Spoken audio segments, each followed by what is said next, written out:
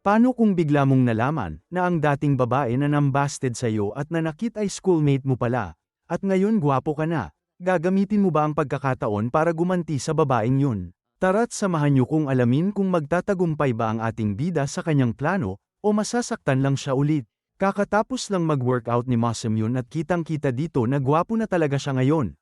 Bigla naman nagsalita ang may pangalan na Chinotso, at tinutukso ang ating bida dahil masyado siyang nagpapagwapo sa harap ng salamin. Nagalit naman ang bida dahil bigla na lang pumasok sa kwarto niya si Chinotso nang hindi nagpapaalam. Nakita niya din ang dati niyang litrato at nangako sa sarili na hindi na siya babalik sa dating itsura na yun na palaging nabubuli. Nagpakita rin ng isang bata at agad silang niyaya nito dahil luto na daw ang almusal. Hindi naman nagustuhan ni Masamyun ang pagkain dahil masyadong mataas sa calories kaya agad siyang umalis para pumasok na ng eskwelahan. Habang siya'y papasok sa eskwela, pinagtitinginan siya ng madaming babae at mukhang in love sa ating bida. Bahagya siya napahinto sa mga naglalaro ng tennis, pero bigla may lumabas na tatlo at nagagalit. Kala ni Masamyun ay siya ang pagagalitan dahil tumitingin siya. Pero yung isang lalaki pala na palihim na kumuha ng litrato. Agad din siyang umalis sa eksena pero nakilala siya ng babae kahit kaka-transfer niya pa lang sa school. Tinanong nito kung marunong ba siyang mag-tennis, at kung gustong sumali ng laro sa kanila. Lumapit na din ang iba at nabalitaan nila na naka-perfect score sa exam ang ating bida, at alam din nila kung gaano kahilig sa sport si Masamyun. Nagpapogi naman siya sa harap ng mga to, at sinabi na humahanga siya sa kasipagan nilang mag-ensayo ng laro. Kaya kinilig ng sobra ang mga babae. Pagdating sa entrance ng school, nakita niya ang kumpulan ng mga estudyante dahil meron isang lalaki na magtatapat ng feelings niya para sa prinsesa. Nagbubulungan pa ang iba na baka ngayon daw ay magustuhan na ng cruel princess ang lalaki dahil gwapo rin ito at malakas ang karisma. Agad din lumabas ang nasabing prinsesa, kaya naman hindi na nagpatumpik-tumpik ang lalaki at gusto nitong malaman ang sagot ng babae sa kanyang panliligaw. Nagmamasid lang si Masamyun sa eksenang ito at nagsalita na rin ang prinsesa. Sinabi nito na pinaimbestigahan niya sa kanyang alalay ang lalaki, at nalaman nilang kamakailan ay pumunta to sa bookstore para bumili ng malaswang libro at tinago niya sa college workbook. Hiyang-hiya nga siya sa mga oras na to at gustong magpaliwanag ng binata, pero mas lalo siyang napahiya nung binanggit ng prinsesa na meron siyang isang buhok na tumutubo na malapit sa dibdib. Hindi naman makapaniwala si Masamyun sa kanyang nasaksihan at sobrang lupit nga daw talaga ng babaeng yun. Habang siya'y paakyat ng hagdan, tila natatakot na ang ating bida dahil masyado daw malupit ang city na napasukan niya. Bigla niya naman nakatinginan ang malupit na prinsesa ng mata sa mata. Tumalon naman ang eksena sa classroom at tila nakatulog siya sa mga sandaling ito kaya napanaginipan niya nung siya'y bata pa. At makikita dito na mataba pa siya kaya binasted ng babae. Sinabihan pa siya nito na hinding-hindi siya mahuhulog sa kagaya niyang mataba at binansagan pa siyang pig's food. Bumungad naman sa harap niya si Class Representative Futaba. Pero imbis na pag-alitan siya nito dahil natutulog siya, bumati pati sa kanya ng good morning na may magandang ngiti sa mukha. Tuwang-tuwa naman si Masamyun dahil nakalusot siya at buti na lang gwapo daw siya. Tinawag naman siya ng kaklase niyang babae na may pangalan na Kojuro at inabutan ng pagkain dahil kung bibili siya sa kantin ay wala na daw siyang mabibili.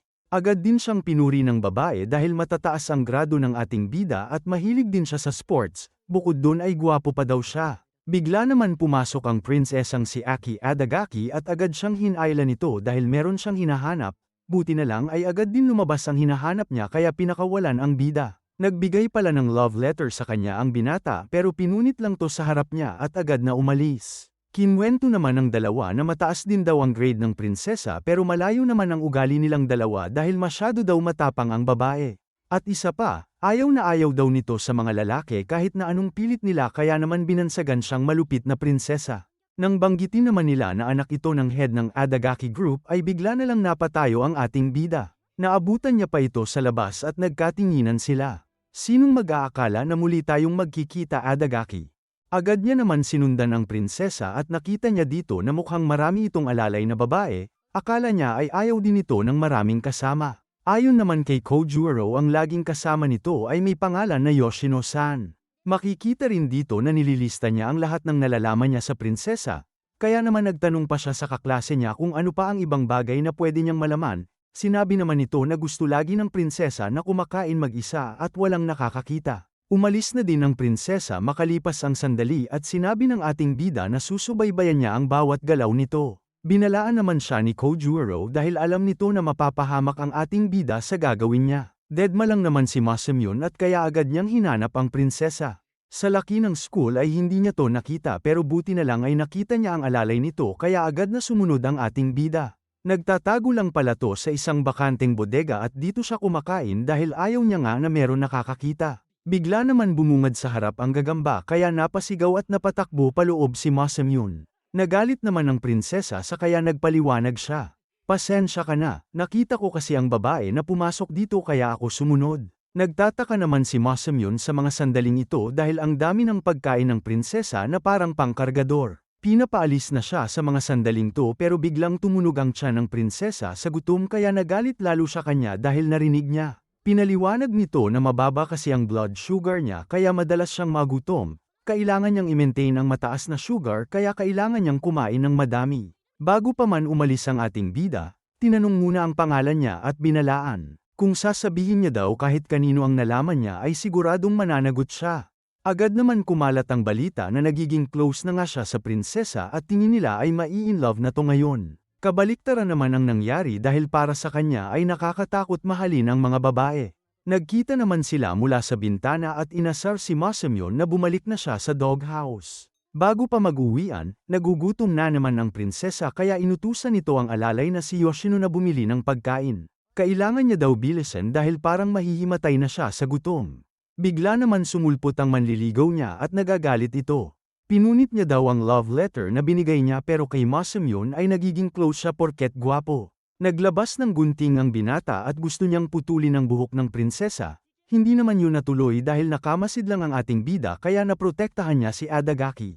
Kumari pa naman ang takbo ang binata dahil sa takot nito sa dugo na nakita niya. Kinamusta siya ng prinsesa kung ayos lang siya at pinakita ng ating bida na okay naman siya. Pero pagtalikod ay gusto nang umiyak ni Masamune dahil sa sobrang sakit ng kamay. Sa wakas makukuha ko na ang tiwala ng prinsesa at alam ko na din ang ibang sikreto niya, siguro naman ay hindi na siya magtataray sa akin sa mga susunod na araw. Nag-blush naman ang prinsesa dahil sinabihan niya ito na kailangan mag-smile dahil mas maganda siya. Bigla naman nag-flashback nung bata siya, kahit na lumaki sa mayaman na pamilya ay lagi pa rin siyang nabubuli at tinutukso ng ibang bata sa paligid niya. Dito niya rin unang nakita si Adagaki at niligtas siya sa mga bully. Hanggang sa naglakas loob siya na manligaw pero binasted lang siya nito at sinabi na hinding-hindi siya iibig sa katulad niyang mataba at binigyan pa siya ng nickname na Pig's Foot. Hintayin mo ang paghihiganti ko Adagaki-aki, sobrang sakit ng ginawa mo sakin na hanggang ngayon ay daladala ko pa din. Kaya naman gagawin ko ang lahat para ma-inlove ka sakin. At kapag nangyari yun, sasabihin ko sa kanya kung sino ako at iiwan ko siya ng mas masakit pa. Kinabukasan sa eskwelahan napansin ni Futaba ang sugat niya sa kamay. Nagkita rin sila ni Tanabe at agad na humihingi ng tawad sa ating bida dahil sa nangyari kahapon. In love naman ang mga babae habang pinapanood sila. Pagdating niya ng locker room, biglang bumungad ang sulat at may nakalagay na Pig's Foot kaya tingin niya ay nalaman na kung sino siya. Hindi na siya mapakali kung sino ang naglagay ng sulat na yon sa locker niya. Pinagtitinginan niya din ng mga kaklase kaya akala nila ay nagugustuhan sila ng ating bida. Tanging si Adagaki lang naman din ang pinaghihinalaan niya pero kung i-expose daw siya nito ay mas malala ang gagawin ng prinsesa katulad ng ginawa niya sa manliligaw niya. Bakas sa mukha ang pag-aalala niya kaya kinamusta na siya ng kaklase. Bigla naman siyang napaupo sa sahig dahil narinig niya ang Pig's Foot na pinag-uusapan ng iba pa. Pero kumalma siya ng bahagya dahil pagkain pala yun na nilagay sa lunchbox ng isang binata at hindi sinabi ng nanay niya. Ayaw na kasi niyang mahalungkat pa ang nakaraan dahil grabeng bully ang naranasan niya. At tingin niya kung malalaman nila na ganun pala ang dati niyang itsura, magbabago ang tingin nila sa kanya at mabubuli na naman. Sa sobrang pag-iisip tinatawag na pala siya sa gitna ng klase at napaluha si Masamune. Pero pinuri pa rin siya ng mga babae dahil naiyak daw to sa kwento ng guro. Pag nalaman ni Adagaki kung sino ako lahat ay masasayang, lalo na ang 8 taon na paghihirap ko para lang mabago ang physical look. Kailangan niya agad malaman kung sino ang nagpadala ng letter kaya sobrang na-stress na siya. Nabulabog naman siya sa takbuhan ng mga estudyante dahil nag-uunahan na pala sila sa lunchtime. Dumating din si Yoshino para bumili pero hindi siya makasingit sa dami ng mga estudyante, tumalsik rin siya sa harap ni Masamune kaya nakita niya ang saplot nito. Inutos niya na lang sa ating bida na bumili ng 4 na sandwiches at buti na lang ay agad siyang nakasingit. Alam niya din na kay Adagaki ang mga tinapay na yun kaya gusto niyang sumama para malaman kung ito ba ang nagpadala ng sulat sa locker room niya. Pinayagan naman siya ni Yoshino dahil nangako ang ating bida na hindi siya gagawa ng gulo pag nakita ang prinsesa. Nakarating na nga sila sa bodega at si Aki naman ay gutom na gutom na. Tinawag pang tanga ang alalay niya dahil mabagal daw itong bumili at dinaig pa ng mga bata kapag kumilos. Pumasok naman bigla si Masamyon at iniwan silang dalawa lang. Gusto niya lang daw mangamusta kaya siya nandito ngayon habang ang prinsesa ay kinamusta din siya dahil sa sugat niya sa kamay. Napagtanto niya din sa mga oras na to na hindi pala si Aki ang nag-send sa kanya ng pig's food. Pagbalik ni Yoshino ay binigyan sila ng inumin at naiinis sa kanya ang prinsesa dahil masyado siyang mabait sa lahat. Bago umalis si Masamyon sinabihan niya ang prinsesa na pwede siyang asahan ng mas higit pa kesa kay Yoshino. Dahil sa ginawa niyang yun, namula ang mga pisngi ng prinsesa at tuwang-tuwa naman ang ating bida dahil alam niya ang ginagawa niya. Sa wakas nakukuha ko na ang loob niya. Sino ba naman ang hindi mai-inlove sa lalaki na nagligtas sa kanya at nagdugo pa ang kamay para lang hindi siya masaktan? Pinaplano na din niya ang sunod na hakbang sa paghihiganti niya. Kailangan niya daw kunin ang email address ng prinsesa at ngayon niya lang yun gagawin sa kahit kaninong babae. Bigla niya naman naapakan ang lubid kaya nabitin siya patiwarik. Lumabas naman si Yoshino at tinawag siyang pig's food. Nagtataka naman si Masamyon kung paano nito nalaman ang nickname niya dati dahil hindi niya naman kilala si Yoshino. Pinakawalan din naman siya agad at inamin nito na dati pa siyang alalay ng mga Adagaki dahil ang kanilang angkan ay dito na nakadepende sa loob ng mahigit 300 na taon. Hindi naman makapaniwala si Masamyon na agad nitong nalaman, alam niya din na dito na magtatapos ang paghihiganti niya sa prinsesa. Sinabi naman ni Yoshino na pwede niya pa din yun gawin at tutulong pa siya para magtagumpay sa plano. Kinabukasan sa school, nakapalibot na naman ang mga alalay ni Aki Adagaki at binobola pa siya. Nagmamasid naman sa malayo ang bida habang iniisip niya kung pagkakatiwalaan niya ba si Yoshino dahil baka isa na naman itong patibong para mapahamak siya. Nakita naman siya ni Futaba kaya agad na nagpatulong para buhatin ang mga papel. Habang naglalakad, sinubukan na din niyang hingi ng email address ni Futaba para makapag-ensayo sa gagawin sa prinsesa. Hindi naman siya makapaniwala na ginawa niya yun kaya napakaripas siya ng takbo dahil sa kahihiyan.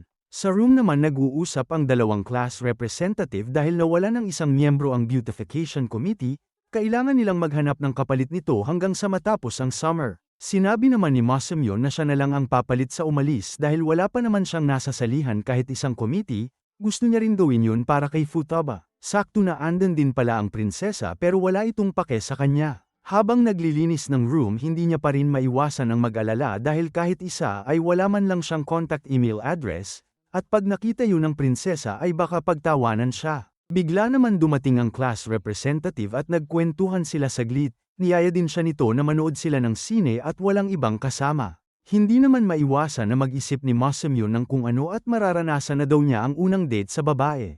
Ganun pa man, tinanggihan niya ito dahil nakafocus muna siya sa plano niyang paghihiganti, at makikita sa mukha ni Futaba na nahiya ito kaya humingi siya ng tawad dahil sa pag-aya na lumabas sila. Tuwang-tuwa rin naman ang bida dahil nararamdaman niya na sikat na siya sa eskwelahan. Ang pag-aya na yun ni Futaba ay nagbigay sa kanya ng malaking confidence. Bigla naman sumulpot sa likod niya ang prinsesa at pumunta daw siya para magbigay ng bagong timba. Narinig mo ba ang usapan namin kanina? Oo, narinig ko. Maganda rin talaga kapag sikat ka sa eskwelahan, maraming mag-aaya sa'yo. Sa mga sandaling to naramdaman niya na medyo nagseselos na ang prinsesa dahil ramdam niya sa boses nito. Wala yun, niyaya lang naman ako ng babae lumabas pero hindi ko naman siya gusto.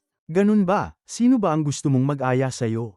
Agad niyang ang sinagot sa oras na to na ang gusto niyang mag-aya sa kanya ay ang prinsesa. Hindi rin naman tumanggi si Adagaki kaya agad niyang hiningi ang email address nito para madali siyang makontak kapag lalabas na sila. Pero sa kasamaang palad ay inaayos pa daw ang cellphone niya kaya sa susunod na linggo na lang ibibigay ang email address niya. Paglipas ng linggo, pumunta na siya sa classroom para hingi ng email address ng prinsesa pero nagtataka na siya na hanggang ngayon ay wala pa rin ito.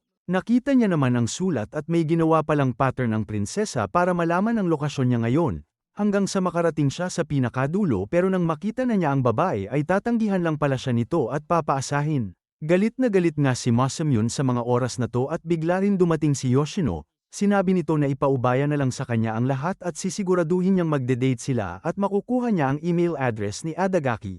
Binigay niya din ang email address niya para mas madali silang magtagumpay sa plano nilang dalawa. Kinabukasan, nagkasabay ang dalawa sa study room dahil parehas nilang tinuturuan ang mga kasama dahil magkakaroon ng exam sa paparating na araw. Nakipagpastahan naman si Masamune na kung sila ang makakakuha ng mataas na points dapat ay pumayag na si Aki Adagaki na mag-date silang dalawa. Ano magpastahan tayong dalawa? Bakit ko naman gagawin yun, sagot ni Aki. Sinabi naman ng ating bida na natatakot ang prinsesa kaya naman pumayag na rin to na magpastahan sila. Dagdag pa niya, kung manalo si Aki papayag siya na malagyan ng pangalan na pang-insulto sa likod niya at hindi niya yun tatanggalin hanggang sa makagraduate sila ng high school. Sige, pumapayag na ako dahil gusto ko yan, pero gusto ko rin idagdag na kapag ako ang nanalo, babayaran mo ang lunch ko araw-araw hanggang sa magsabi ako na tama na. Pumayag naman sa kondisyon ng ating bida at agad din na umalis sila Aki. Nag-aalala naman si Kojuro dahil alam niyang matalino din ang babae na yun. Kinagabihan sa mansion, nag-uusap ang dalawa at nag-aalala si Yoshino para kay Aki. Aki, hindi ka ba talaga magre-review? Ano ka ba? Sinasabi mo bang matatalo ako sa lalaking yun? Hindi naman, pero alam mo ba na naka-perfect siya ng score nung nag-transfer siya sa school natin? Ano talaga ba? Sagot ng prinsesa na may kasamang gulat. Siya rin ang kauna-unahang estudyante na naka-perfect ng entrance exam sa eskwelahan. Hindi naman nawala ng pag-asa si Yoshino pero inabot niya na rin ang libro kung saan may guide kung paano makipag-date sa lalaki. Sa kabilang banda, ang ating bida ay nag-aalangan na tawagan si Yoshino dahil first time niya palang yun gagawin na tumawag sa babae. Gusto niyang magpatulong sa pastahan pero bigla na lang din tumawag si Yoshino kaya siya na ang sumagot ng tawag. Hello Masamune, bakit ang tagal mong sumagot? Pasensya na, nag-aayos kasi ako ng sarili ko. Gusto ko din pag-usapan yung pastahan namin. Hindi kita matutulungan tungkol dun, masyado ka kasing nagmamadali na makadate siya. Meron akong tamang timing para sa bagay na yan. Hindi naman makapaniwala ang ating bida sa sinabi sa kanya at wala na siyang nagawa. Kinabukasan, muli silang nagkita-kita at nagkasukatan pa ng mga talino bago magsimula ang tunay na laban. Ramdam din ang tensyon ng bawat isa. Unti-unti nang nauubos ang bawat oras at makikita talaga na seryoso sila sa ginagawa. Kahit hindi ako tulungan ni Yoshino dito, kailangan ko talagang manalo sa exam namin bukas. Kinabukasan nagkita sila ni Yoshino at humingi ito ng tawad sa kanya dahil hindi siya matutulungan sa prinsesa. Sinabi naman ng ating bida na naiintindihan niya. Kampante rin naman siya na hindi sila matatalo dahil grabing pag-aaral ang ginawa niya sa mga nagdaan na araw. Binigyan na lang siya ng kape ni Yoshino at nag-cheer na sana nga ay manalo siya kay Aki. Dumating na nga ang oras ng exam at nakita niya ang mga tanong na sobrang dali lang dahil napag-aralan na niya ang mga to. Bigla naman sumakit ang tiyan ng ating bida at hinala niya ay dahil sa kape na binigay ni Yoshino. Hindi siya makapag-focus sa exam na to sa sobrang sakit ng tiyan kaya naman mukhang babagsak siya. Galit na galit nga siya sa dalawa kaya agad niyang sinugod sa kanilang classroom. Mali naman ang natapik niya na babae dahil kamukha lang pala ni Aki pag nakatalikod. Sinabi rin nito na wala si Aki ngayon dahil nagkaroon ng sakit at kinumpirma ni Yoshino. Bigla naman tumunog ang cellphone niya at nabasa ang message ng kapatid. Kaya pala sumakit ang tiyan niya ay dahil sa itlog na sira na niluto ng nanay nila. Kinagabihan bigla naman tumawag si Yoshino na matutuloy ang date nila dahil hindi nakapag-exam si Aki. Nag-set siya ng araw at agad na pumunta ang ating bida. Nakita niya nga dito ang prinsesa na nakatayo lang at parang cosplayer ang suot. Nilapitan siya ng isang lalaki at gustong kumuha ng litrato. Miss, pwede bang kumuha ng picture? Ang ganda kasi ng damit mo na tulad kay Whiten-san. Natatakot naman si Aki sa mga oras na to dahil hindi niya alam ang sinasabi ng lalaki. Buti na lang anda na si Masamune kaya nakapagtago siya sa likod nito. Agad din silang umalis para makapag-date na. Tinawagan niya rin si Yoshino at hindi daw siya makapaniwala na kasama niya nga prinsesa ngayon araw. Sinasabi ko naman sa'yo, maniwala ka lang sakin, ako na ang bahala magplano at hindi tayo papalpak. Madaling maniwala si Aki sa mga sasabihin ko dahil sinusunod ko ang utos niya. Sige na, kailangan ko ng ibaba tong tawag, baka malaman pa ni Aki na magkausap tayo. Ganun pa man, natutuwa ang ating bida at gagamitin niya daw ang pagkakataon na to na magkasama sila. Aki, pasensya ka na, hindi ako nakapag-research masyado, meron palang dress code kapag first date, sabi mo ano? Oo, tama, meron talaga. Ganun ba? Edi inamin mo na rin na magka-date tayo ngayon. Ano, sira ulo ka ba? Ginawa ko lang naman yun para tulungan ka. Simula nang bumagsak ka sa exam ay hindi ka na kumakain ng maayos. Nakita ka rin sa nurse office na umiiyak at meron pang laslas ang mga braso mo. Nung sinabi sakin lahat yun ni Yoshino ay wala na kong nagawa kundi pumayag na samahan ka ng isang araw para makatulong sa mental health mo. Wala na rin akong choice dahil magkasama naman tayo sa supplementary class. Hindi naman makapaniwala si Masamune na nagsinungaling si Yoshino para lang samahan siya ng prinsesa. Ngayon alam mo na lahat, kaya naman tumahimik ka na lang at magpasalamat na tinutulungan kita. Pumunta naman sila sa sinehan at tanging sila lang ang tao doon. Nirentahan kasi ni Aki ang sinehan para naman wala silang kasama. Umupo na silang dalawa at pinalayo ang ating bida dahil masyado siyang malapit sa prinsesa. Nagsimula na rin ang palabas at horror movie ang pinapanood nila. Hindi makapaniwala si Masamune sa napanood niya maging si Aki ay mukhang nawala ng malay sa kanyang mga nakita. Hindi nila alam parehas na ganun pala ang mapapanood dahil si Yoshino ang nagplano ng lahat. Kaya naman galit na galit si Aki sa mga oras na to. Pagkatapos nun ay kumain naman sila. Hindi pa rin makapaniwala si Masamune na sobrang lakas talaga kumain ng prinsesa. Aki, tanong ko lang, kaya ka ba malakas kumain dahil meron ka ng kondisyon nung pinanganak ka? Hindi. Nagsimula lang to simula nung may nangyaring hindi maganda sa akin. Bigla naman sumulpot ang batang babae at diretsa nitong tinanong kung bakit nakasuot ng weird na costume si Aki. Nagalit naman ang prinsesa at pinatulan ang bata. Hiyang-hiya naman ang ating bida kaya agad niya rin hinayla si Aki para tumigil na. Paglabas nila ng restaurant, pinagtitinginan sila ng mga tao sa paligid kaya naman nagpasya na sila na tumingin ng bagong isusuot niya. Nagbihis nga dito ang prinsesa pero bigla siyang napasigaw kaya pumasok ang ating bida. Nakita niyang nakahubo ang prinsesa kaya naman sinuntok siya nito sa mukha at nahimatay. Napanaginipan niya nung bata sila. Sinabihan siya ni Aki na kailangan niyang magpalakas para hindi siya nabubuli ng ibang bata. Nagkaroon na lang siya ng malay na nakahiga sa mga legs ni Aki. Nung nakita naman ito na meron na siyang malay ay agad din tumayo ang prinsesa para umuwi na. Humingi rin siya ng tawad dahil sa nakita niya ang hubaw na katawan nito. Tumawag naman si Yoshino at sinabi na nito ang dahilan kung bakit siya tumutulong sa paghihiganti ni Masamune. Naniniwala kasi siya na kailangan ni Aki ng kaunting pagbabago.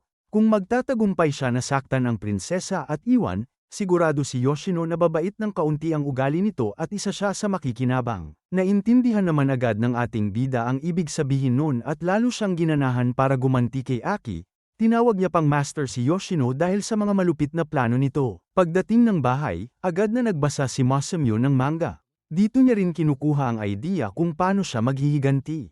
Kinabukasan sa eskwelahan, tila nakatitig lang siya kay Aki habang nagsusulat at ginawa niya dito ang natutunan sa libro pero na-cringe lang si Aki sa ginawa niya. Pagkatapos ng klase, tila hindi makauwi si Aki dahil sobrang lakas ng ulan. Hinihintay niya rin si Yoshino na dumating pero hindi nagpapakita. Bigla naman dumating si Masamune at muli nitong ginawa ang natutunan sa libro kaya tuwang-tuwa siya pagkatapos niyang gawin yun.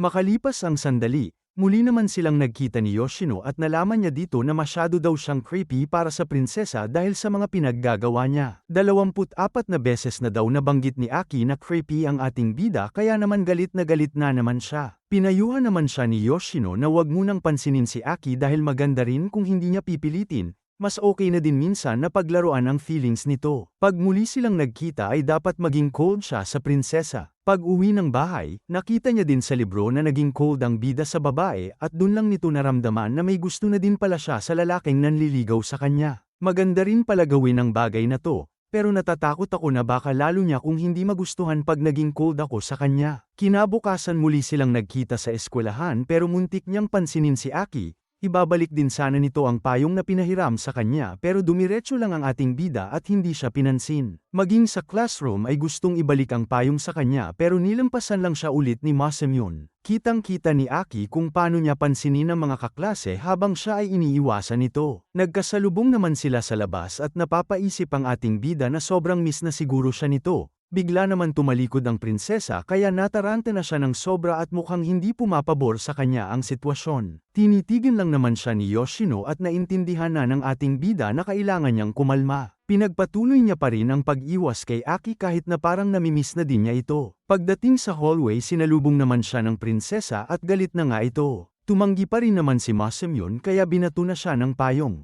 Sinubukan niyang umalis pero hinaranggan ng kanyang daan hanggang sa mahuli siya nito. Ikaw lalaki ka, siraulo ka ba? Itigil mo na nga yang ginagawa mo. Bakit ayaw mo kong pansinin hindi ko na tuloy alam ang gagawin ko? Hindi naman makapaniwala si Masamune na binanggit yun ng prinsesa.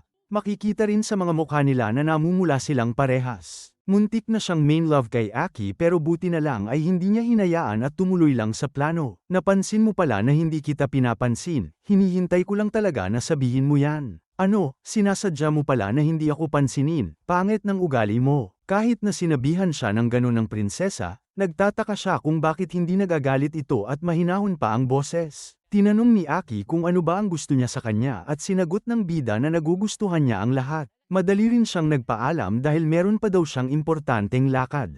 Dali-dali siyang nakipagkita kay Yoshino para humingi ng advice pero hindi siya natulungan nito. Naisip niya na lang na bigyan ng letter si Aki para mas lalo itong main love sa kanya. Sakto naman na andan din si Aki sa locker room niya kaya binigay niya na lang. Mabilis naman yun tinapon sa basurahan at sinabi ng prinsesa na hindi niya gusto si Masamune. Hindi naman siya makapaniwala sa mga narinig niya at madali rin umalis si Aki. Bigla rin nagpakita si Yoshino at sinabi nito na ipaubaya na lang sa kanya ang lahat. Sisiguraduhin niya na papansinin pa rin siya nito at lalabas sila ulit para mag-date. Nakarating naman sa parke ang prinsesa at hindi siya makapaniwala na ngayon lang siya ng cutting classes sa talambuhay niya dahil sa mga nangyayari. Sinundan niya pala si Masamune at nakita niya na kausap nito si Yoshino na para bang may plano sila. Dumating na din sa parke si Yoshino at sinabi nito na nakipagkita sa kanya si Masamune. Ginawa niya yun para hindi maghinala ang prinsesa na meron silang plano sa kanya. Gusto lang daw magpatulong nito sa kanya kaya kinontak siya at tinawagan. Ganun ba? Hindi naman sa akin importante kung close kayo ni Masamune, wala naman akong pake sa siraulo na yun. Bigla naman hinawakan ni Yoshino ang pisngi niya at dito na nga kumalma si Aki. Sinabi niya rin na hinding-hindi na siya malulungkot sa kahit sinong lalaki. Ayaw na din daw niya maulit ang nangyari sa kanya noon na umiyak ng sobra. Para sa kanya ang lahat ng lalaki ay sinungaling lang. Naiintindihan kita prinsesa, ayos lang yun. Pero alam mo ba na binabantayan ka ni Masamune at nasayo lang siya nakatingin? Alam ko gusto mo rin siya, di ba? Sobrang namula naman si Aki sa tanong na yun ni Yoshino at kahit hindi niya aminin ay kitang-kita sa kilos nito na nagugustuhan na niya ang ating bida. Ano sandali, hindi yan totoo. Yoshino asan ka? Hindi yan totoo. Agad niya itong hinanap dahil biglang nawala. Iritang-irita din siya sa mga oras na to dahil naiisip niya ang nakaraan na nasaktan siya ng sobra. Hinding-hindi daw siya papayag na mangyari yun ulit kaya naman nagiging malupit siya sa mga lalaki kahit na ano pa ang sabihin nila sa kanya. Hindi niya naman napansin na naka-go signal pala ang traffic light kaya muntik siyang masagasaan ng sasakyan. Buti na lang andan si Masamune at naligtas na naman siya. Ano ka ba? Ano bang ginagawa mo ha? Hindi mo ba nakita yung traffic light? Anong pake mo? Hindi naman yun importante sa'yo. Hindi yan totoo, hindi kong alam kung anong gagawin ko kapag nawala ka. Tila tinabla na naman ng kilig si Aki sa mga sandaling to at humingi naman ng tawad ang ating bida dahil mukhang napasobra na siya. Napahawak na lang si Aki sa kanya at tila gustong halikan si Masamune. Naputol naman ang eksenang yun dahil tumakbo pa palapit ang driver ng sasakyan. Pasensya na nasaktan ka ba miss, hindi ayos lang ako. Bigla naman napadasal ang babae at hindi niya daw inaasahan na dito niya siya makikita. Mabilis na lumapit ang babae at yamakap kay Masamune kaya naman gulat na gulat ang ating bida dahil hindi niya naman kilala kung sino ang babae na to. Napa-atras naman ang babae dahil sa ginawa niyang pagyakap at humingi siya ng tawad dahil hindi niya napigilan ang sarili. Buong araw at gabi niya daw pinagdasal na sana'y magkita na sila at tinupad nga daw ito ng may kapal. Ang ating bida naman ay ngayon lang nakahawak ng kamay ng babae kaya namumula siya ng sobra, sinabi niya pa na sobrang lambot ng mga kamay nito. Habang sa likod naman si Aki ay mukhang nagseselos na. Laking gulat niya din dahil alam ng babae kung anong pangalan niya at tinanong nito kung may onting feelings ba siyang nararamdaman sa kanya. Teka Mace, mukhang nagkakamali ka lang, siguro kamukha ko lang yung kakilala mo. Tinawag na rin ng babae ng kanyang alalay kaya naman umalis na rin sila sa eksena. Ikinagagalak ko na makita kita ulit Masamune, sana ay magkita ulit tayo sa susunod. Pag-alis ng babae, hindi may pinta ang mukha ni Adejki sa kanyang likod at parang gusto na nitong manakit sa sobrang galit sa ating bida. Teka Aki magpapaliwanag ako, sige sabihin mo sino ang babaeng yun, hindi ko rin sigurado kung sino ang babaeng yun. Ganun ba, bakit hindi ka pa matigok? Bigla siyang tumawid sa kalsada at wala na siyang pake kung masagasaan siya ng mga sasakyan sa sobrang inis kay Masamune. Ang babae naman kanina ay pinayuhan ng kanyang bodyguard na tuparin ang pangako niya sa kanyang tatay dahil masyado siyang padalos-dalos. Sinubukan naman ng ating bida na suyuin si Aki kaya binilhan niya ito ng napakaraming pagkain. Agad siyang pumunta sa bodega ng gym para ibigay ang mga to. Bigla naman may bumaril sa kanya at lumabas nga dito si Yoshino. Binabantayan niya daw ang prinsesa dahil ayaw nitong makita ang ating bida. Ayon pa kay Yoshino ay sobrang galit na galit daw to at hindi siya mapapatawad ng mabilisan. Ano ba kasing ginawa mo, bakit nagalit siya sa'yo ha? Ganto kasi yan. Kahapon bigla na lang may lumapit na babae sakin at niyakap ako. Hindi ko naman kilala kung sino yun, ganun ba? Maski ako hindi maniniwala sa sinasabi mo. Patuloy siyang binaril ni Yoshino at binalaan na wag muna siyang magpapakita kay Aki. Dumiretso pa din naman ang ating bida at gusto lang niyang iabot ang mga pagkain na binili niya. Pag-iwan niya ng mga pagkain sa pinto ay agad siyang umalis. Kinuha rin naman ni Aki ang binili niyang pagkain. Pag-uwi niya ng bahay tila hindi siya makatulog dahil sa kakaisip, maging sa pagpasok sa eskwela ay iniisip niya pa din kung sino ang magandang babae na yun. Maging ang dalawa niyang kaklase ay nagtataka na din kung ano ang iniisip nito. Bigla naman nagsalita ang guro na meron siyang ipapakilala na bago nilang kaklase at nag-transfer pa daw to galing ibang school. Magandang umaga sa inyong lahat, ako nga pala si Neko Fujinomiya, sana ay maging kaibigan ko kayo. Hindi naman makapaniwala ang ating bida na ito yung babae na palagi niyang iniisip, maging ang mga kaklase niya ay napatulala na lang dahil sa kagandahan ng dalaga. Pagkatapos ng klase, agad siyang in-interview ng mga kaklase. Sinabi naman nito na galing siyang Saichu Academy at puro babae lang ang mga nag-aaral doon. Nakita rin daw ito ng isa sa TV at malapalasyo ang laki ng paaralan na yun kaya hindi na nakapagtataka na mayaman din talaga ang babae na to. Naiinis naman ang ating bida dahil hindi siya makasingit sa mga kaklase. Kaya naglakas na siya ng loob na puntahan sila para sumali.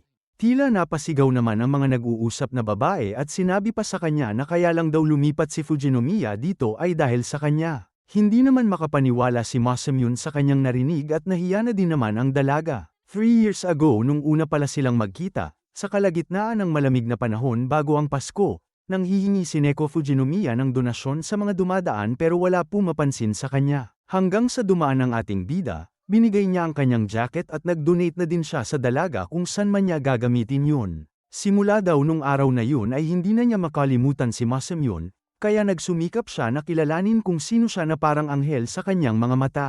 Kinilig naman ang mga kaklase sa kanilang narinig pero ang ating bida ay nahihiya na. Bigla niyang hinayla palabas si Neko at gusto niya itong makausap.